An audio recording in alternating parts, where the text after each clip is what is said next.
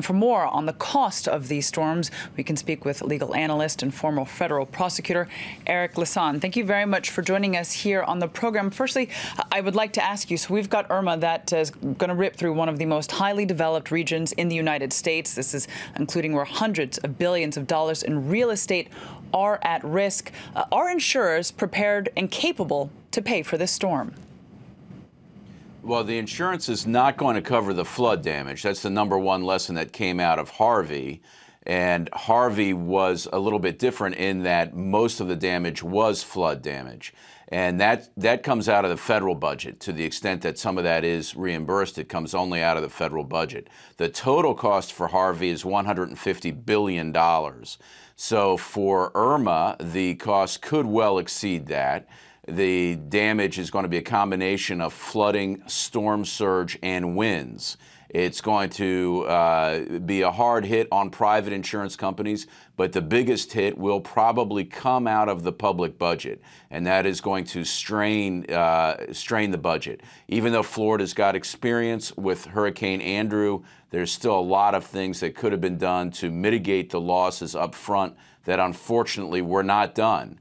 And now paying at the back end is always going to be costlier. So as Congress goes through the months and maybe even the years ahead in the budget cycle trying to appropriate money for this, there's going to be some very interesting conversations about how and who should be paying for all of this damage. Well, indeed, you mentioned then some things could have been done that have not been done, and it will be paid for down the line. What are some of those things that should have been changed?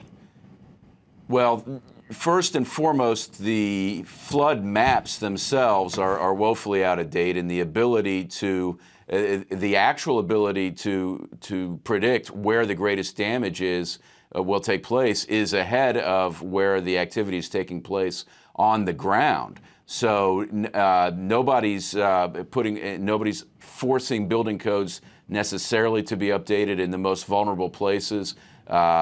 Texas is worse than Florida on this in terms of zoning regulations. There's wetlands that have been paved over, and all of these things cumulatively over time, especially with all the construction going on, contribute to the potential for very cataclysmic events in a way that's unnecessary, because if there had been insistence by regulatory authorities and cooperation up and down the line, much of this could have been prevented. There's also in Florida 2 nuclear power plants, and although confidence is being projected by the operators of the plants that there will not be a Fukushima-like incident, they are both in the south of the state where it's a hurricane corridor. So if there's extended power outages and there's cooling problems in the plant, there could also be catastrophic consequences that come out as a result of that. And there's no funding that's going to be available for this. So this is, in other words, this is all going to come out of the federal budget, and it's going to be very difficult. Well, you mentioned the federal budget there. So we've got the National Flood Insurance Program, which is part of FEMA. And as we mentioned for the moment, it is chronically underfunded. So are we seeing taxpayers then foot that bill? Yes, taxpayers will foot the bill to a certain extent, and Congress is going to have to make special, somewhat extraordinary reauthorizations of that. Interestingly, in the budget that President Trump originally proposed a few months ago, there were huge cuts to FEMA, and there were also cuts to other sort of secondary disaster relief organizations, including the Environmental Protection Agency. He's going to have to go back and revisit all that.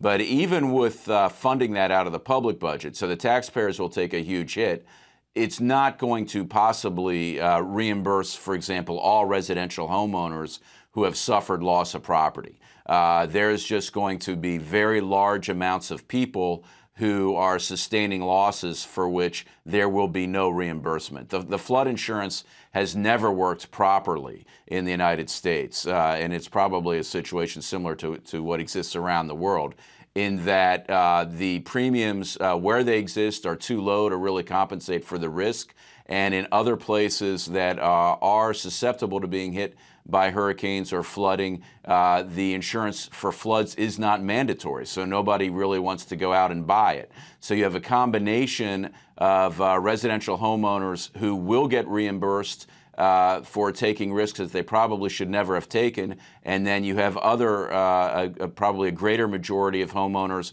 who never were required and thus did not take out insurance for it because they could only go to the government, for example, and they will suffer huge, potentially devastating losses. Eric Lasson, thank you very much for joining us. We do appreciate it.